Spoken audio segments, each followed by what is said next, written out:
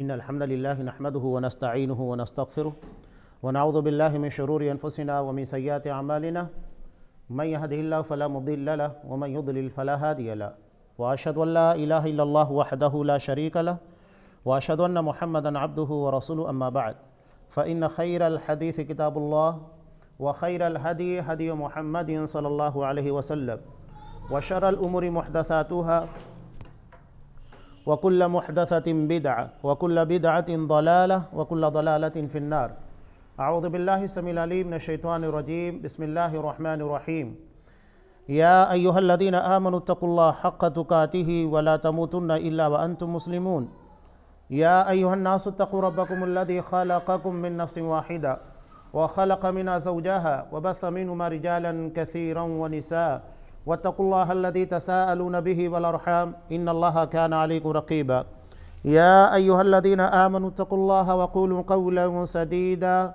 يصلح لكم أعمالكم ويغفر لكم ذنوبكم ومن يطع الله ورسوله فقد فاز فوزا عظيما وقال بسم الله الرحمن الرحيم اقرأ باسم ربك الذي خلق الإنسان من علق اقرأ وربك الأكرم الذي علم بالقلم علم الإنسان ما لم يعلم وعن كثير بن قيس رحمه الله قال كنت جالسا مع أبي الدرداء في مسجد دمشق فجاءه رجل فقال يا أبا الدرداء إني جئتك من مدينة الرسول صلى الله عليه وسلم لحديث بلغني أنك تحدث عن رسول الله ما جئت لحاجة قال فإني سمعت رسول الله صلى الله عليه وسلم يقول من سلك طريقا يلتمس فيه علما سهل الله له طريقا من طرق الجنة وإن العالم لا يستغفر له ما في السماوات ومن في الأرض والحيتان في جوف الماء وإن فضل العالم على العابد كفضل القمر ليلة البدر على سائر الكواكب وإن العلماء ورثة الأنبياء والأنبياء لم يورثوا دينارا ولا درهما ورثوا العلم فمن أخذه أخذ بحظ وافر رواہ ابو داؤد فی کتاب العلم۔ تمام قسموں کی تعریفات اللہ رب العالمین وحدہ لا شریک کے لیے لائق و زیبا ہے، جو ساری کائنات کا تنہا خالق و مالک ہے، اور بے شمار درود و سلام ہو اللہ کے آخری نبی جناب کریم محمد رسول اللہ صلی اللہ علیہ وسلم کی ذات مقدسہ پر۔ محترم حاضرین، عزیز طلبہ اور عزیز ماں اور بہنوں، خطبہ مسنونہ کے فوراً بعد جو نبی کریم صلی اللہ علیہ وسلم کے پر پہلی وحی نازل ہوئی، جہاں سے زمانہ جاہلیت اور زمانہ اسلام کا فرق نمایاں ہوتا ہے، اس لیے کہ جب تک یہ وحی نازل نہیں ہوئی تھی وہ دور جاہلیت تھا، اور جب یہ وحی نازل ہو گئی تو وہ دور اسلام ہے، دور علم ہے۔ اللہ نے سب سے پہلی بات جس کا حکم نازل کیا وہ ہے اقرأ، پڑھو۔ لیکن یہاں پڑھنا کیا ہے؟ قرآن مجید نے یہ نہیں کہا کہ صرف پڑھتے جاؤ، اب دنیا کے بہت سارے علوم ہیں، لیکن اللہ نے ان تمام علوم میں کس علم کو حاصل کرنے کا ہمیں حکم دیا؟ بسم ربک، ایسا علم جہاں تیرے رب کا نام شامل ہو۔ یہ بہت اہم چیز ہے قرآن مجید نے جو بیان کیا ہے، جہاں اللہ کا نام، رب کا نام شامل ہو۔ اگر علم میں ربوبیت نہ ہو، اللہ تبارک و تعالیٰ کا نام شامل نہ ہو جسے ہم اخلاص سے تعبیر کرتے ہیں، وہ علم کوئی فائدے کا نہیں۔ لہذا آج ہم دیکھ رہے ہیں کہ کالج ہے، یونیورسٹیز ہیں اور بہت ساری جگہیں یہ تعلیم گاہ اور تربیت گاہ نہیں بلکہ تجارت گاہ بن چکی ہوئی ہے۔ کرپشن کیسے ہوتا ہے ہر کسی کو اچھے طریقے سے پتا ہے۔ اس کے علاوہ کالجز کے اندر، یونیورسٹیز کے اندر کیا کچھ اخلاقی اعتبار سے بگاڑ پیدا ہو چکا ہے وہ بھی ہم اچھے طریقے سے جانتے ہیں۔ اس کی بنیاد کیا ہے؟ بسم ربک نہیں ہے، یعنی وہاں رب کا نام شامل نہیں ہے۔ اگر علم میں اللہ تبارک و تعالیٰ کا نام ہٹا لیا جائے تو وہ علم ہمیں صرف دنیا تک محدود رکھے گا، لیکن اگر اس میں رب کا نام شامل کر دیا جائے تو ہم کو آخرت تک پہنچائے گا۔ اور اللہ ہمیں ایسے علم کے بارے میں نہیں کہہ رہا ہے جو صرف دنیا کی حد تک ہو بلکہ آخرت تک لے جائے، ایسا علم چاہیے۔ آج یورپ دیکھیے، جو علمی اعتبار سے، ٹیکنالوجی کے اعتبار سے پوری دنیا کی نمائندگی کر رہا ہے، لوگ دنیا سے مختلف ممالک سے وہاں علم حاصل کرنے جاتے ہیں، لیکن وہاں کیا معاملہ ہے؟ کہ وہاں ایک بچہ اپنے باپ کو اپنی ماں کو وقت دینے کے لیے تیار نہیں ہے، حالانکہ وہ دنیاوی اعتبار سے علم کے اعلیٰ ترین معیار کے پر پہنچے، ٹیکنالوجی بہت ہائی ہے، لیکن ایسا علم کیا فائدے کا؟ کتنی رپورٹیں ایسی آتی ہیں کہ ایک بچہ جو بڑھاپے میں اپنے ماں باپ کو اپنی جوانی اور اس کی عیاشیوں کے درمیان رکاوٹ سمجھتا ہے، اولڈ ایج ہوم میں لے جا کر ڈال دیتا ہے، اور وہاں ڈالنے کے بعد صرف منتھلی پیمنٹ پے کرتا ہے، اس کے علاوہ کچھ نہیں کرتا۔ یہاں تک کہ کتنی رپورٹیں ایسی آئی کہ اللہ رحم کرے کہ جب ماں یا باپ کا انتقال ہو گیا، اولڈ ایج ہوم سے خبر آتی ہے کہ آپ کی والدہ کا یا باپ کا انتقال ہو چکا ہے، تو بچہ اتنا بیزی ہوتا ہے، یہ حقیقی واقعات ہے جس کی جانب میں اشارہ کر رہا ہوں، بچہ اتنا بیزی ہوتا ہے، وہ کہتا ہے کہ آپ کو جو لگتا ہے لے لیجئے گا، میں سارا خرچ آپ کو دینے کے لیے تیار ہوں، میرے پاس وقت نہیں ہے، آپ آخری رسومات کو ادا کر دیجئے۔ بتائیے یہ کون سی تعلیم ہے جہاں اللہ کا نام ہی شامل نہیں ہے، جو بچے کو اپنے ماں باپ سے جدا کر رہی ہے؟ اسی لیے اللہ تبارک و تعالیٰ نے حکم دیا ایسی تعلیم جس میں رب کا نام شامل ہو۔ ایک واقعہ میں آپ کو اور بتا رہا ہوں، خاص طور سے مسلمانوں کے لیے، کہ سعودی عرب سے ایک بڑی کمپنی کے شیخ آئے، انہیں اپنی کمپنی کے اندر انجینئرز کی ضرورت تھی۔ اب ممبئی آنے کے بعد انہوں نے بہت سارے انجینئرز وہاں انٹرویو کے لیے آئے ہوئے تھے، تو وہاں انہوں نے کہا کہ دیکھو اونلی مسلم، میں صرف مسلمان انجینئر کو اپنے ساتھ لے جانا چاہتا ہوں، تو نان مسلم چلے گئے۔ اب جتنے مسلم انجینئرز تھے تو وہاں انہوں نے انٹرویو کے اندر کیا پوچھا، کسی سے آیت الکرسی پڑھوائی، کسی سے التحیات، کسی سے کوئی سورہ پڑھائی، جتنے انجینئرز نے پڑھ کر سنا دیا انہیں پاس کر دیا، اور جو نہیں سنا پائے انہیں فیل کر دیا۔ کہا کہ یہاں میں مسلم انجینئرز کی تلاش میں آیا ہوں، اگر تم مسلمان ہونے کے بعد اپنے دین کے بارے میں ہی آگاہ نہیں، تمہیں نماز کی دعائیں نہیں یاد ہے، آیت الکرسی نہیں یاد ہے، تو کون سے مسلمان؟ اگر مجھے صرف انجینئرز چاہیے تو بہت سارے انجینئرز تھے، میں کسی کو بھی لے جاتا، لیکن میں مسلمان انجینئر، یعنی جو اپنے اسلام اور اسلامی تعلیمات سے جڑا ہوا ہو، یہ اصل چیز ہے۔ اور قرآن مجید وہی کہہ رہا ہے اقرأ بسم ربک الذی خلق، کہ پڑھو اس رب کے نام کے ساتھ جس نے تمہیں پیدا کیا۔ قرآن نے یہاں پر تذکرہ کیا تخلیق کا، کوئی اور صفت کا تذکرہ نہیں کیا۔ اللہ کی ربوبیت میں جس چیز کا قرآن مجید نے تذکرہ کیا وہ ہے تخلیق، پیدا کرنا۔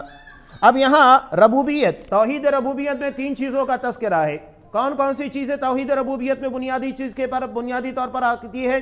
سب سے پہلی چیز ہے تخلیق، یعنی کسی چیز کو کریٹ کرنا، پیدا کرنا۔ اس لیے کہ جب تک پیدا نہیں ہوگا تو خالق کہاں مانا جائے گا؟ تو سب سے پہلے اللہ کے خالق ہونے کے پر ایمان، جو اس آیت کے اندر بتایا گیا۔ توحید ربوبیت میں دوسری چیز ہے مالک ہونا، یعنی اللہ نے جتنی چیزیں پیدا کی ہے اس کا مالک بھی ہے۔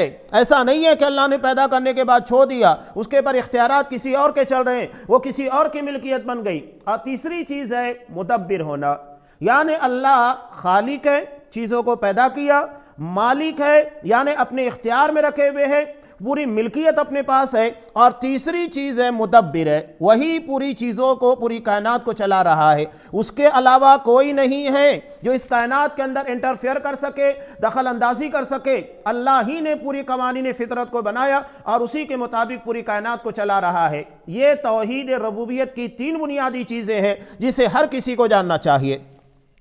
اب یہاں اللہ نے تذکرہ کیا تخلیق کا۔ ایک انسان جب پیدا ہوتا ہے وہ خود اپنے بارے میں غور کرتا ہے، میں پیدا ہوا، اور کوئی بھی چیز بغیر خالق کے پیدا نہیں ہو سکتی۔ اس کے علاوہ وہ دیکھتا ہے کہ دنیا میں روزانہ تخلیق کا عمل جاری ہے، چاہے وہ انسان ہو، جانور ہو، یہاں تک کہ نئے نئے ستارے۔ ماہرین فلکیات کہتے ہیں کہ جب ہم کائنات کے پر غور کرتے ہیں تو ہمیں نئے نئے ستارے نظر آتے ہیں، جو کل نظر نہیں آ رہا تھا آج نظر آ رہا ہے۔ اسی کو اللہ تبارک و تعالیٰ نے سورہ رحمان کے اندر ارشاد فرمایا کل یوم ہوا فی شأن، اللہ ہر روز کام میں لگا ہوا ہے، ہر وقت کام میں لگا ہوا ہے۔ ایسا نہیں ہے کہ پیدا کرنے کے بعد وہ فارغ ہو چکا ہے، روزانہ نئی نئی مخلوقات کو پیدا کر رہا ہے۔ وَالسَّمَاءَ بَنَيْنَاهَا بِأَيْدٍ وَإِنَّا لَمُوسِعُونَ، ہم نے آسمان کو اپنے ہاتھوں سے پیدا کیا اور اس میں وسعت کر رہے ہیں۔ روزانہ نئے نئے ستارے، نئے نئے سیارے پیدا ہو رہے ہیں۔ تو یہ اللہ تخلیق کے عمل میں لگا ہوا ہے۔ تو انسان جب دیکھتا ہے کہ نئی نئی چیزیں پیدا ہو رہی ہیں تو اس کا مطلب یہ ہے کہ کوئی پیدا کرنے والا ہے۔ ایسا تو نہیں ہے کہ بغیر کسی پیدا کرنے والے کے تمام چیزیں پیدا ہو جائیں، اور جب کوئی پیدا کرنے والا ہے تو اس کا مطلب یہ ہے کہ جو پیدا کرے گا وہی مالک ہوگا، اور مالک ہونے کے ساتھ ساتھ وہی اس کو بہتر طریقے سے چلائے گا۔ اب ہمارے ہاں ٹیکنالوجی ہے، ایک کمپنی اگر موبائل بناتی ہے، گاڑی بناتی ہے، 2 ویلر ہے، 4 ویلر ہے، یا ہمارے سامنے بہت ساری ضروریات زندگی کی چیزیں ہیں، اے سی ہے، فریج وغیرہ ہے، تو کمپنی ڈیسائیڈ کرتی ہے کہ آپ کو اسے کس طریقے سے ہینڈل کرنا ہے، چلانا ہے۔ ہم اپنی مرضی سے اسے نہیں چلائیں گے، جیسے اسے آن آف کرنے کا طریقہ، استعمال کرنے کا طریقہ بتایا گیا ہے، اسی طریقے سے وہ تمام چیزیں چلتی ہیں۔ تو اللہ تبارک و تعالیٰ نے جب انسان کو مینوفیکچر کیا، اسے پیدا کیا، بنایا، تو اللہ نے اس کے ساتھ ساتھ کتاب ہدایت ہماری زندگی کے گزارنے کا ضابطہ بھی دیا۔ یہ ناممکن ہے کہ اللہ صرف پیدا کر دے اور انسان کو جینے کا ہنر اور طریقہ نہ بتائے، اور وہی دراصل اللہ کے مدبر ہونے، تدبیر کرنے والا، اس کائنات کو چلانے والا، جس میں انسان سب سے اہم عنصر ہے، تو اس کے لیے کتاب ہدایت کا اللہ نے انتظام کیا۔ علامہ ابن تیمیہ رحمۃ اللہ علیہ کہتے ہیں کہ ہمارے لیے جو جسمانی ضرورت ہے، کھانا ہے، پینا ہے، سونا ہے، اس سے کہیں زیادہ روحانی ضرورت ہے، جس کے لیے اللہ تبارک و تعالیٰ نے رسولوں کا اہتمام کیا، کتابوں کو نازل کیا۔ ایک انسان اگر کھائے پیے گا نہیں، کچھ دنوں کے بعد مر جائے گا، لیکن اس سے صرف اس کا جسم مردہ ہوگا، لیکن اگر اسے روحانی طور کے پر ہدایات نہیں دی گئی تو نتیجہ کیا ہوگا کہ وہ انسان ہوگا لیکن زندہ لاش کی طرح۔ آج آپ دیکھ لیجئے گا نا کہ آپ غیروں کو دیکھیے، صرف سفر کرتے ہوئے دیکھیں گے، آپ کو سمجھ میں آئے گا کہ ان لوگوں کے پاس اتنا طور طریقہ نہیں ہے کہ قضاء حاجت کس طرح کرنا ہے، پیشاب پاخانے کیسے کرنا ہے، سرے راہ لوگوں کے سامنے کھڑے ہو کر قضاء حاجت کر رہے ہوتے ہیں۔ یہی بات تو حضرت سلمان فارسی رضی اللہ تعالیٰ عنہ، جب یہودیوں نے طنزاً کہا تھا کہ تمہارا نبی تمہیں قضاء حاجت کے طریقے بتاتا ہے، تو حضرت سلمان فارسی رضی اللہ تعالیٰ عنہ یہ گھبرائے نہیں۔ اسلام کے بارے میں اگر کوئی اعتراض کرے تو گھبرانا نہیں چاہیے کہ کوئی ہمارے عقیدے کے پر، ہمارے عمل کے پر اعتراض کرے ہم ڈر جائیں، نہیں، جواب دینا چاہیے، کیونکہ ہمارا دین، ہمارا طور طریقہ دنیا کا سب سے پرفیکٹ، سب سے بہترین طریقہ ہے، اور جب ہمارے طریقے پر اعتراض ہوگا ہم جواب دیں گے، ڈرنا نہیں چاہیے۔ ہمارے اسلامی تشخص کے پر کوئی اعتراض کرے جواب دینا چاہیے۔ تو حضرت سلمان فارسی رضی اللہ تعالیٰ عنہ نے کہا کہ ہاں، ہمارا نبی ہمیں یہ بھی بتاتا ہے کہ ہمیں کس طرح قضاء حاجت کے لیے جانا چاہیے، کیسے پانی لینا چاہیے، پتھر کا استعمال کرنا چاہیے۔ ہمارا دین کسی معاملے کے اندر ہمیں محتاج نہیں چھوڑا ہے، ہر چیز کی رہنمائی یہاں پر موجود ہے۔ کسی معاملے کے اندر اسلام نے ہم کو کسی غیر کا محتاج نہیں بنایا۔ یہ اسلام کی خصوصیت ہے کہ زندگی کے کسی موقع پر اسلام نے مسلمانوں کو بے سہارا نہیں چھوڑا، ہر موقع پر ہدایات موجود ہے۔ بہرحال تو یہ اللہ تبارک و تعالیٰ کی تخلیق کہ اللہ پیدا کر رہا ہے، اور یہی اللہ تبارک و تعالیٰ نے سب سے پہلے ذکر کیا۔ انسان جب ان چیزوں کے پر غور کرتا ہے تو پھر راہ ہدایت آسان ہوتی ہے۔ یہاں ایک بات اور قابل غور ہے کہ اللہ نے انسانوں کو جب روئے زمین کے پر بھیجا، اس لیے کہ حضرت آدم علیہ السلام مائی ہوا جنت کے اندر تھے، اور جب ابلیس کے بہکاوے کے بعد جس درخت کو کھانے سے، اس کے قریب جانے سے اللہ نے منع کیا تھا، اسے استعمال کر لیا، تو نتیجہ کیا ہوا؟ اللہ نے جنت کے باہر کیا، حضرت آدم علیہ السلام نے توبہ کیا، توبہ کرنے کے بعد اللہ نے تمام کو کہا قُلْنَا اهْبِطُوا مِنْهَا جَمِيعًا، سارے کے سارے زمین کی طرف اتر جاؤ، سب کو زمین پر اتار دیا گیا۔ اب جنت ایک ایسی جگہ ہے، وہاں ہدایت کی ضرورت نہیں ہے، وہ من چاہی زندگی ہے، آپ جیسے چاہیں ویسے رہیں، لیکن دنیا من چاہی نہیں ہے کہ جس طرح ہم چاہیں زندگی گزارے۔ اس لیے اللہ نے حضرت آدم علیہ السلام مائی ہوا جب انہیں زمین کے پر اتارا تو سب سے پہلے کس چیز کو نازل کیا؟ فَإِمَّا يَأْتِيَنَّكُم مِّنِّي هُدًى، اب میری جانب سے تم لوگوں کے لیے ہدایت آئے گی، کس طرح تمہیں دنیا میں رہنا ہے۔ جنت کے لیے کوئی ہدایت نہیں ہے، وہ من چاہیے جس طرح زندگی گزارنا چاہو گزارو، لیکن دنیا من چاہی نہیں ہے، رب چاہی ہے، جیسا رب چاہے اس طریقے سے گزارنا ہوگا۔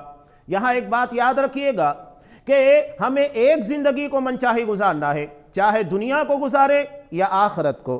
اگر ہم دنیا من چاہی گزارے اللہ کے قانون اللہ کے احکامات کو فراموش کر کے تو پھر یاد رکھیے گا کہ آخرت رب چاہی ہوگی جیسا اللہ چاہے گا. لیکن اگر ہم نے دنیاوی زندگی کو اللہ کے قوانین اس کے احکامات کے مطابق گزارا اور اس کی چاہت اس کی منشا کے مطابق تو نتیجہ کیا ہوگا؟ آخرت جو کبھی نہ فنا ہونے والی وہ زندگی رب چاہی نہیں من چاہی ہوگی. ہمارا جو جی چاہے گا اور رب کی چاہت کے ساتھ ہے. اللہ چاہے گا کہ تمہیں من چاہی زندگی مل جائے تو ہمیں ایک زندگی من چاہی گزارنا ہے تو کوشش کیجئے گا بلکہ پوری زندگی کا ٹارگٹ وہی ہونا چاہیے کہ رب کی رضا کو حاصل کر کے آخرت کو رب چاہی اور من چاہی بنایا جائے. یہ ہے تو اللہ نے سب سے پہلے کس چیز کو نازل کیا؟ ہدایت. اب آپ کو کیا کھانا ہے کیا نہیں کھانا ہے، کھانے پینے میں حلال و حرام، جائز و ناجائز، ان تمام چیزوں کے اصول اور ضابطے یہ ہدایت کی شکلوں کے اندر نازل کیے گئے. روئے زمین کے پر بہت ساری مخلوقات رہتی ہے لیکن اللہ نے ان لوگوں کو صرف نافع اور غیر نافع کا فرق دیا ہے. مثلا جانور ہے، بکری ہے اور اس کے علاوہ ہمارے ہاں گائے بیل وغیرہ ہوتے ہیں تو اللہ نے ان لوگوں کو صرف اتنا شعور عطا کیا ہے کہ کیا چیز ہمارے فائدے کی ہے اور کیا نہیں ہے، بس وہ دیکھتے ہیں، وہ سونگھتے ہیں کہ ہاں یہ چیز ہمارے کھانے کی استعمال ہے، استعمال کیجئے گا، اور اگر وہ ہمارے استعمال کے قابل نہیں ہے چھوڑ دو. اگر بکری ہم نے پالی ہے، پڑوس کے اندر چلی گئی، وہاں جا کر دیکھتی ہے گیہوں ہے، روٹی ہے، چاول وغیرہ رکھا ہے، سونگھنے کے بعد اسے محسوس ہوگا کہ ہاں یہ کھانے کی چیز ہے، وہ کھانے لگے گی. اس لیے کہ اسے حلال و حرام کی تمیز نہیں سکھائی گئی ہے، اسے اتنا ہی مکلف بنایا گیا ہے کہ کیا مجھے استعمال کرنا ہے کیا نہیں کرنا ہے، کیا میرے لیے فائدہ مند ہے کیا نقصان دہ ہے. لیکن انسان اور جنات انہیں ان چیزوں سے یعنی نافع اور غیر نافع، نقصان دہ اور نفع دینے والی چیزوں سے اٹھ کر اسے حلال و حرام اور جائز و ناجائز کا فرق بتایا گیا ہے. تو انسان مکلف ہے، جنات مکلف ہے شریعت کے، اور یہی شریعت دراصل ہدایت کی شکل میں ہمارے لیے نازل بھی. اور اگر ہم نے اس کو فالو کیا تو نتیجہ کیا نکلنے والا ہے؟ اللہ ایسی زندگی دے گا جس زندگی کا ہم نے تصور نہیں کیا. آج دنیا بہت ترقی کر رہی ہے لیکن اتنی ترقی کے باوجود کیا آپ اگر کسی ہوٹل میں چلے جائیں اور وہاں اپنی من پسندیدہ جو آپ کا جی چاہتا ہے وہ ڈش منگائے تو کیا فوری طور کے پر آپ کو صرف آپ نے سوچا اور وہ آپ کے سامنے موجود ہو جائے؟ کیا یہ ممکن ہے؟ نہیں ممکن ہے. لیکن آخرت میں ممکن ہے کہ آپ اگر صرف سوچے وہ تمام چیزیں آپ کے سامنے اویلیبل کر دی جائے گی جو آپ نے چاہا ہے. یہ آخرت کی زندگی ہے. اسی لیے قرآن مجید کہتا ہے آخرت کی زندگی کو ترجیح دینا چاہیے لیکن ہم دنیا کی زندگی کو ترجیح دیتے ہیں. تو یہ سب سے پہلی چیز جو اللہ نے روئے زمین کے پر اتاری ہے. اب اس ہدایت کو جو اللہ نے ہمارے لیے نازل کیا اس کا ذریعہ کیا ہے کہ ہم اس ہدایت تک پہنچ سکے؟ ڈائریکشن، کیا کرنا ہے کیا نہیں کرنا ہے. آپ دیکھیے نا آفس وغیرہ اور بہت ساری جگہ پر آپ جاتے ہیں تو وہاں ڈائریکشن لکھا ہوتا ہے کہ دروازے کو آپ کو پش کرنا ہے، پل کرنا ہے، اسے دھکا دینا ہے، اپنی طرف کھینچنا ہے تب وہ کھلنے والا ہے. اگر ایک دروازے کے پر لکھا ہوا ہے کہ آپ اس کو پش کر کے کھولیے گا لیکن آپ ڈائریکشن کو نہیں دیکھتے بلکہ دروازہ کھینچ رہے وہ کھل ہی نہیں رہا ہے. ارے ایک آدمی آتا ہے ڈائریکشن کے مطابق کام کرتا ہے، 2 سیکنڈ کے اندر دروازہ کھل جاتا ہے. تو ڈائریکشن اتنا اہم چیز ہے. یہی چیز ہے اللہ کے رسول صلی اللہ علیہ وسلم کی سنت کہ ہمارا عمل اگر نبی کی سنت کے مطابق ہے فوراً ایکسیپٹیبل، لیکن اگر ہم نے پوری زندگی نبی کے طریقے کے مطابق کام ہی نہیں کیا تو نتیجہ کیا ہوگا؟ چاہے وہ نماز ہو، روزہ ہو، کچھ بھی ہو، کتنا بھی عمل اللہ کے ہاں پر لے کر جائیں وہ ریجیکٹ کر دیا جائے گا، ہباء منصورہ بنا دیا جائے گا، بکھرے ہوئے ذرات کی طرح. تو یہ ہے سنت کی اہمیت. تو سنت کا علم کیسے ہوگا؟ صحیح اور غلط کا علم ہمیں کہاں سے ملے گا؟ اس کے لیے اللہ نے علم کا راستہ رکھا. اب یہ علم جو علم شریعت ہے اس کا مقام اور مرتبہ تمام علوم سے بلند تر ہے، اس لیے کہ دنیا کے جتنے علوم ہیں یہ منع نہیں ہے کہ آپ سائنس مت حاصل کیجئے گا یا آپ انجینئر مت بنیے گا یا آپ ٹیکنالوجی کا علم حاصل نہ کیجئے گا، سب چیز ضروری ہے لیکن یہ ہمیں دنیا کی حد تک محدود رکھتے ہیں. کوئی کتنا بھی بڑا انجینئر بن جائے، ڈاکٹر سے بن جائے، کوئی ٹیکنالوجی میں کتنا آگے نکل جائے، وہ دنیا کی حد تک ہے، یہ دنیا کے لیے. لیکن آخرت تک، جنت کی کامیابی تک جو علم ہمیں لے کر جاتا ہے وہ علم شرعی ہے، اور اسی کو نبی کریم صلی اللہ علیہ وسلم نے علم نافع سے تعبیر کیا. ایسا نفع دینے والا علم جو ہمیں جنت کا مستحق بنائے، ہاں نافع میں وہ علم بھی شامل ہے جو ہماری دنیاوی ترقی کے راز بنتے ہیں، ذریعہ بنتے ہیں، وہ بھی حاصل کرنا چاہیے، لیکن بنیاد علم شرعی ہے، اس کے بعد تمام چیزوں کا مقام اور مرتبہ ہے۔ اور دین کا علم حاصل کرنا، خاص طور سے عقیدے وغیرہ کا، یہ ہماری بنیادی ضرورت ہے، بلکہ تمام مسلمانوں کی، اس لیے کہ قبروں میں تمام لوگوں سے سوال ہونے والا ہے، ہر مسلمان سے سوال ہونے والا ہے، من ربک، ما دینک، من رسولک، کہ تیرا رب کون، تیرا دین کیا ہے، تیرا رب نبی کون ہے۔ بتائیے اگر ہم نے رب کے بارے میں علم حاصل نہیں کیا، دین کے احکامات کو نہیں سیکھا، اور ہم نے نبی کریم صلی اللہ علیہ وسلم کی سیرت، آپ کے احکامات کو نہیں پڑھا، تو یہ جواب کیسے ہم دیں گے؟ یہ صرف 3 سوال نہیں، یہ صرف اصول ثلاثہ نہیں ہے، بلکہ پورا دین اسی کے اندر سمٹا ہوا ہے۔ من ربک، تیرا رب کون ہے، اس میں پوری توحید آ جاتی ہے، اللہ کے ذات، اس کی صفات کے بارے میں پورا علم آ جاتا ہے، اور اس کے بعد ما دینک، تیرا دین کیا ہے، اس میں پورے احکامات آ جاتے ہیں، آپ کو نماز کیسے پڑھنا ہے، آپ کو حلال و حرام کا علم حاصل کرنا ہے، تجارت کے احکام و مسائل ہے، زندگی کے امور، معاشرتی زندگی، یہ تمام چیزیں اس کے اندر آ جاتی ہے۔ اور اس کے بعد ہے من رسولک، تیرا رسول کون ہے، اس میں آپ صلی اللہ علیہ وسلم کی پوری زندگی آ جاتی ہے، سیرت طیبہ، حیات مبارکہ، یعنی اس 3 سوالوں میں پورا دین سمٹا ہوا ہے، عقیدہ توحید ہے، احکام و مسائل ہے، اور نبی کریم صلی اللہ علیہ وسلم کی حیات مبارکہ، جسے سیرت طیبہ سے تعبیر کیا جاتا ہے، یہ سب آ جاتا ہے۔ لیکن یہ سوال جو ہے ہر مسلمان سے ہونے والا ہے، لہذا ہر مسلمان کو اس کا علم حاصل کرنا ضروری ہے۔ اور آپ صلی اللہ علیہ وسلم نے اس علم کی جو فضیلتیں بیان کی ہے، وہ کسی علم کی آپ نے نہیں بیان کی ہے۔ جو بھی علم ذریعہ بنتا ہے ٹھیک ہے، وہ اپنی جگہ کے پر اپنا مقام اور فضیلت، لیکن علم شرعی کی جو فضیلت ہے، اس مقام تک کوئی دوسرا علم نہیں پہنچ سکتا ہے۔ ایک حدیث میں نے آپ کے سامنے خطبہ مسنونہ کے فوراً بعد پیش کی۔ آپ دور دراز کے علاقوں سے علم حاصل کرنے کے لیے آئے ہیں، یہ حدیث سامنے رکھیے گا، بہت فضیلت والی ہے، اور اسے طالبان علوم نبوت بارہا پڑھتے رہتے ہیں۔ یہ روایت ہے، امام ابو داؤد رحمۃ اللہ علیہ نے اسے کتاب العلم میں نقل کیا۔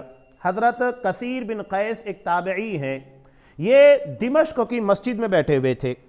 مدینہ سے دمشق، ملک شام، سیریا جس کو کہا جاتا ہے، ایک لمبا فاصلہ ہے، بہت لمبا فاصلہ، تقریباً 1000 کلومیٹر کے کم و بیش ہے، اتنا لمبا فاصلہ ہے۔ اور آج کی طرح سویدھا نہیں تھی کہ آپ لمبے سفر کو آسانی کے ساتھ لگژری ٹائپ میں طے کر سکے، نہیں، وہ بڑا مشکل سفر رہا کرتا تھا، ریگستانوں سے اونٹ کے پر بیٹھ کر ہچکولے لیتے ہوئے گزرنا ہوتا تھا، مہینوں لگتے تھے سفر کے لیے۔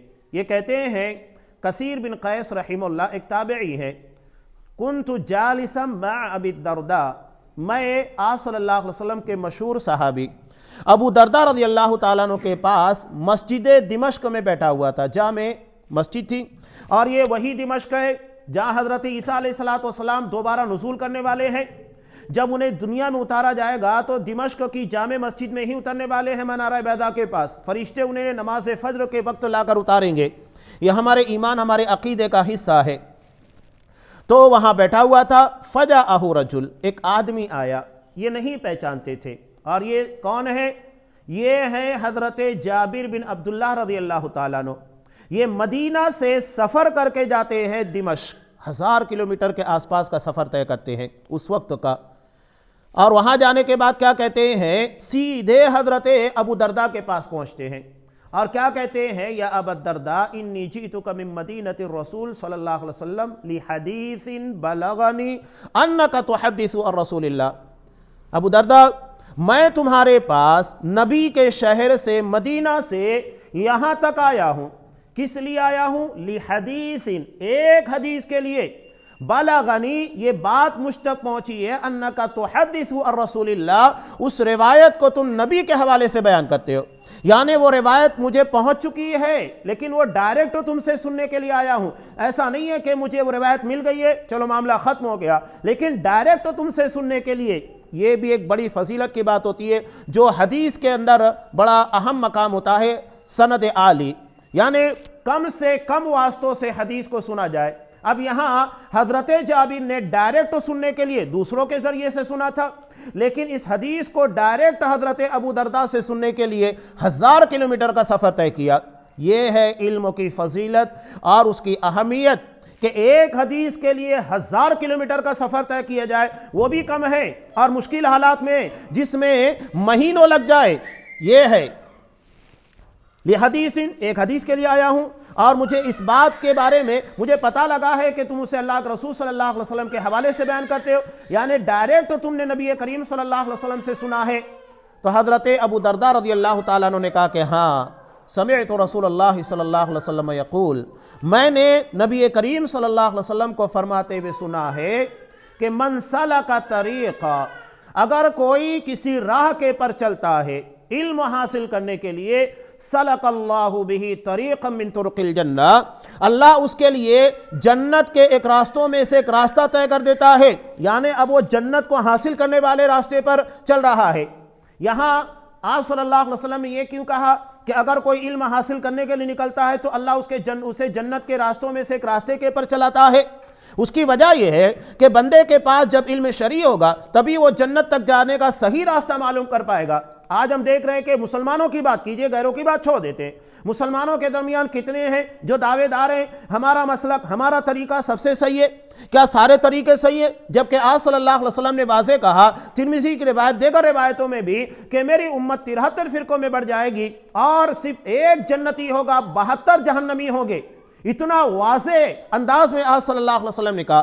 ہم ہر نماز میں، چاہے فرض ہو نفل ہو، ہر رکعت کے اندر جب سورہ فاتحہ جیسی عظیم سورہ، عظیم دعا پڑھتے ہیں تو وہاں پر صراط مستقیم کے ساتھ یہ بھی مطالبہ کرتے ہیں، غیر المغضوب علیہم ولا الضالین، کہ اللہ ہمیں ان لوگوں کے راستے کے پر نہ چلانا جن کے پر تیرا غضب نازل ہوا، یا جو گمراہ ہو گئے۔ اس کا مطلب کیا ہوا؟ ہمیں ایسے راستوں سے بچنا ضروری ہے جس کے پر چلنے کے بعد اللہ خوش ہونے کے بجائے ناراض ہو جاتا ہے، اللہ غصہ کرتا ہے۔ یہ جاننا ضروری ہے۔ صحیح کے ساتھ غلط کا بھی علم ہونا چاہیے تاکہ صحیح راستہ اپنایا جا سکے اور غلط راستوں سے اپنے آپ کو بچایا جا سکے۔ یہ دونوں چیزیں ضروری ہے۔ تو آپ صلی اللہ علیہ وسلم نے اسی لیے کہا جب علم صحیح ہوگا تو عمل صحیح ہوگا، اور عمل صحیح ہوگا تو یقینی طور کے پر اللہ کی جنت ملنے والی ہے۔ لیکن اگر علم ہی غلط ہے، آج آپ دیکھیے کتنے لوگ ہیں بدعتی جو اپنے آپ کو سنی صحیح العقیدہ کہتے ہیں، حالانکہ ان کے عقیدوں میں شرک ہے، ان کے عقیدوں میں بدترین قسم کا کفر ہے، جو نعوذ باللہ وحدت الوجود کے کہ ساری کائنات اللہ تبارک و تعالیٰ کے وجود کا حصہ ہے، بدترین قسم کا کفری عقیدہ۔ یہ مسلمانوں کا عقیدہ نہیں ہو سکتا۔ خالق الگ ہے، مخلوق الگ ہے، دونوں ایک نہیں ہو سکتے۔ تو یہ بدترین قسموں کا کفری عقیدہ رکھنے کے بعد اپنے آپ کو صحیح العقیدہ کہتے ہیں، ہمارا عقیدہ سب سے صحیح ہے، حالانکہ سب سے بدترین قسموں کا کفر ہے۔ بتائیے جب علم صحیح نہیں ہوگا تو کہاں سے تمام چیزوں کے بارے میں پتا ہوگا کہ ہمیں کون سا علم لینا چاہیے، کس راہ کے پر چلنا چاہیے؟ اس لیے عقیدے کے بارے میں سب سے زیادہ فکر مند ہونا چاہیے۔ آپ صلی اللہ علیہ وسلم کی دوسری روایت بھی ہے مسلم کی، آپ نے کیا کہا؟ احرص علی ما ینفعک، جو چیز تمہیں فائدہ دے اس کے حریص بنو۔ حریص کا مطلب لالچی نہیں ہوتا ہے، اپنے ٹارگیٹ، اپنے مشن کو حاصل کرنے کے لیے انتھک کوشش کرنے والا وہ حریص ہوتا ہے۔ تو آپ صلی اللہ علیہ وسلم نے ایسی چیز کا حریص بننے کے لیے کہا جو تمہیں فائدہ دے۔ سب سے زیادہ فائدہ ہمیں کون سی چیز دینے والی ہے؟ عقیدہ توحید۔ جب تک عقیدہ صحیح نہیں ہوگا کوئی بھی عمل اللہ کیا قبول نہیں ہوگا، نہ تو ہماری آخرت کی نیا پار ہونے والی ہے، نہ منکر نکیر کے سوالوں کے جوابات دے پائیں گے۔ ہر چیز عقیدہ توحید کے پر منحصر ہے، تو اس کے حریص بننا ہے، پوری کوشش کرنا ہے۔ تو یہاں جو آپ صلی اللہ علیہ وسلم نے بیان کیا کہ جنت کی راہ آسان کرتا ہے، علم صحیح ہوگا یقینی طور کے پر عمل صحیح ہونے والا ہے۔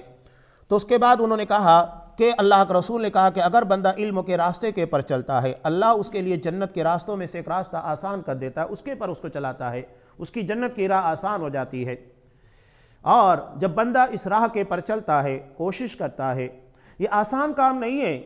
ایک عالم کا منبر تک پہنچنے کا راستہ بڑا مشکل ہوتا ہے، وہ 8-10 سال علم حاصل کرتا ہے، پھر میدان عمل میں آتا ہے، بولنے کا تجربہ پیدا ہوتا ہے، تب کہیں جا کر دھیرے دھیرے روانی آتی ہے، اور پھر حدیث کو بیان کرنے کا سلیقہ آتا ہے۔ لوگوں کے معاملات کے پر گہری نگاہ پڑنے کے بعد حدیث کو کس طرح ان لوگوں کے سامنے پیش کرنا چاہیے، معاملات زندگی اور حالات سے کس طرح منطبق کرنا چاہیے، یہ سمجھ میں آتا ہے۔ بہت مشکل مرحلہ ہوتا ہے، اس میں 20 سال لگ جاتے ہیں، اور انسان پوری عمر سیکھتا ہی رہتا ہے، اور آخر میں پہنچنے کے بعد اس کو احساس ہوتا ہے کہ میں نے جو کچھ بھی علم حاصل کیا بہت تھوڑا تھا، اسی لیے قرآن کہتا ہے وَمَا أُوتِيتُم مِّنَ الْعِلْمِ إِلَّا قَلِيلًا، تمہیں بہت تھوڑا علم دیا گیا ہے۔ اب جب بندہ علم حاصل کرتا ہے، محنت بہت ہے، تو محنت کے ساتھ فضیلت بڑھ جاتی ہے۔ آپ جتنی محنت کریں گے اتنا مقام اور فضیلت آپ کو ملنے والی ہے۔ تو اللہ کے رسول صلی اللہ علیہ وسلم نے کہا وَإِنَّ الْعَالِمَ لَيَسْتَغْفِرُ لَهُ مَا فِي السَّمَاوَاتِ وَمَن فِي الْأَرْضِ، آسمان و زمین کی ہر چیز علماء کے لیے جو علم کی تلاش میں نکلتے ہیں، ان کے لیے مغفرت کی دعا کرتی ہے۔ یہ بہت بڑی فضیلت یہاں پر بیان کی گئی۔ اور وَالْحِيتَانُ فِي جَوْفِ الْمَاءِ، مچھلیاں پانی کے اندر، اب اس سے بڑھ کر کیا چاہیے؟ آسمان و زمین کی یہاں تک کہ پانی میں رہنے والی مخلوق بھی دعا کر رہی ہے، اور ان ساری دعاؤں کو لے کر ایک بندہ علم شرعی کو حاصل کرتا ہے۔ اور یہ کیوں دعا کرتے ہیں؟ کہ اس کا علم صحیح ہو۔ جب علم صحیح ہوگا تو لوگوں کو صحیح علم دے گا، اور اگر اس کا علم گمراہی کا شکار ہو گیا تو نتیجہ کیا ہوگا؟ لاکھوں نہیں کروڑوں لوگوں کی گمراہی کا سبب بن جائے گا۔ اللہ کے رسول صلی اللہ علیہ وسلم کو سب سے زیادہ خوف اس بات کا تھا ان اخوف ما اخاف علیکم الائمۃ المضلین، ترمذی کی روایت، مجھے تمہارے پر سب سے زیادہ خوف، سب سے زیادہ جس بات کا مجھے ڈر ہے وہ ہے گمراہ کرنے والے امام۔ آج آپ دیکھیے ہے کہ نہیں ہے کہ ایک آدمی بدعت اختیار کرتا ہے، آج بھی بہت سارے گمراہ ائمہ پیدا ہو رہے ہیں اور لوگوں کو غلط عقیدہ، غلط دین بیان کر رہے ہیں اور اپنے آپ کو سب سے بہتر بتاتے ہیں، اور لوگ ان کی باتوں کو سنتے ہیں۔ سوشل میڈیا کے دور میں اور زیادہ گمراہیاں پھیل رہی ہیں، پہلے تو کتابوں کے ذریعے پھیلا کرتی تھی، اب تو سوشل میڈیا کا دور ہے اور اس کو وسیع میدان مل چکا ہے، لوگ گمراہی کا شکار ہو رہے ہیں اور کروڑوں اربوں کی تعداد میں ان کے فالوور بن رہے، گمراہی کے راستے پر چل رہے ہیں۔ غلط علم غلط راستے کی طرف لے کر جاتا ہے، لہذا علم کا صحیح ہونا ضروری ہے، اور فرشتے یہی دعا مانگتے ہیں اس کا علم گمراہی کا شکار نہ ہو، اس کے علم میں گمراہی نہ ہو۔ تو ایسا علم جو علم صحیح ہو، صحیح عقیدہ، صحیح عمل، یعنی نبی کریم صلی اللہ علیہ وسلم کی سنت کا پتہ دے، اس علم کے بارے میں فرشتے دعا کرتے ہیں، مچھلیاں دعا کرتی ہے۔ اور جب بندہ صحیح علم حاصل کر لیتا ہے تو اس کی فضیلت، اس کا مقام اور مرتبہ بہت بلند ہو جاتا ہے۔ وَإِنَّ فَضْلَ الْعُلَمَاءِ وَإِنَّ فَضْلَ الْعَالِمِ عَلَى الْعَابِدِ، ایک عالم کی فضیلت عابد پر، یعنی جس کے پاس علم نہ ہو، صرف عبادت گزار ہو، تو کیسے؟ کَفَضْلِ الْقَمَرِ لَيْلَةَ الْبَدْرِ عَلَى سَائِرِ الْكَوَاكِبِ، ایک 14ویں کے چاند کی جس طرح فضیلت تمام ستاروں کے پر ہوتی ہے، حالانکہ وہ بھی ٹمٹما رہے ہوتے ہیں، لیکن 14ویں کے چاند کے بعد ان کی روشنیاں ماند ہو جاتی ہے، اس لیے کہ عالم چراغ کی مانند ہوتا ہے، لوگوں کو صحیح راستہ بتاتا ہے، وہ خود اپنے آپ کو عمل کے مطابق ڈھال کر لوگوں کے لیے صحیح راستے کا انتخاب کرتا ہے، وہ خود صحیح چلتا ہے اور تمام لوگوں کو صحیح راستے کے پر لے کر جاتا ہے۔ یہ قیادت بڑی اہمیت رکھتی ہے۔ اور اس کے بعد آپ صلی اللہ علیہ وسلم نے ایک اور بڑی فضیلت کا تذکرہ کیا کہ وَإِنَّ الْعُلَمَاءَ وَرَثَةُ الْأَنْبِيَاءِ، علماء یہ انبیاء کے وارث ہیں، اور انبیاء نے اپنے ترکے کے اندر دینار درہم نہیں چھوڑا۔ جس طرح کہ دنیا کے اندر ایک آدمی مرتا ہے، اس کی پراپرٹی ہوتی ہے اور اس کے مرنے کے بعد اس کے ورثہ کے درمیان تقسیم ہوتی ہے، تو نبی کے وارثین یہ علم کے وارث ہے، علم نبوت کے وارث ہے۔ اس بنیاد کے پر علماء کا مقام اور مرتبہ بہت بلند ہے۔ یہ حدیث میں نے آپ کے سامنے اس لیے پیش کی تاکہ جس راہ کے پر آپ چل رہے ہیں اس کا اندازہ ہو سکے، اور وہ تمام لوگ، اب اس میں مدرسے کے اندر جو علماء جو طلبہ آتے ہیں وہ بھی شامل ہے، لیکن دروس کے لیے، پروگرام کے لیے، خطبات کے لیے شریک ہونے والے بھی، اس لیے کہ وہ بھی علموں کی طلب میں نکلے ہوئے ہیں، چاہے آپ درس قرآن سننے کے لیے آئے، درس حدیث سننے کے لیے آئے، کسی پروگرام کو سننے کے لیے آئے، اپنے محلے کی مسجد میں آئے، کسی دور دراز کے علاقے میں چلے جائے، کہیں پر بھی جائے۔ اور اس حدیث سے بھی معلوم ہوتا ہے کہ دور دراز کے علاقوں کے اندر بھی اگر پروگرام کا انعقاد ہوتا ہے تو وہاں پر بھی جانا چاہیے حدیث کے سننے کے لیے۔ یہ نہیں کہ ہمارے قریب میں انتظام ہے تو صرف یہی علم حاصل کریں گے۔ اگر بہتر علم دینے والا کسی دوسرے علاقے کے اندر عالم آتا ہے، پروگرام کا انعقاد ہوتا ہے، جائیے۔ اس لیے کہ حضرت جابر نے مسجد نبوی سے مدینہ منورہ سے سفر طے کیا اور دمشق گئے، سیریا گئے، ایک حدیث کے لیے۔ یہاں تو ہمیں بہت کچھ مل جاتا ہے پروگراموں کے اندر، تو یہ اس کی عظمت، اس کی فضیلت ہے کہ دنیا کی ساری دولت کو اس کے سامنے پیش کر دیا جائے تو کم ہے۔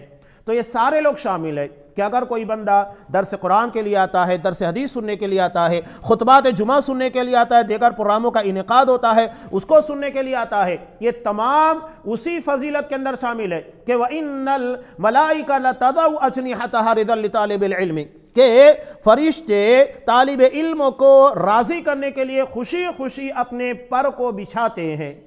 ہم فرشتوں کے پر چل کر آتے ہیں. یہ آپ صلی اللہ علیہ وسلم کی حدیث بیان کر رہی ہے. اگر ہم علم کے حاصل کرنے کے لیے نکلے ہیں، چاہے 1 گھنٹے کے لیے نکلے، 5 منٹ کے لیے نکلے، 1 منٹ کے لیے نکلے، اگر علم کے حصول کے لیے نکلے ہیں، علم شرعی کے لیے، تو فرشتے ہمارے لیے اپنا پر بچھاتے ہیں. یہ بہت بڑی فضیلت ہے. لیکن ساتھ ہی ساتھ آج کے اس پرفتن دور کے اندر اس بات کا خصوصی طور کے پر اہتمام ہونا چاہیے کہ علم صحیح ہو، جس کے بارے میں آپ صلی اللہ علیہ وسلم ہر فجر کی نماز کے بعد دعا کرتے تھے.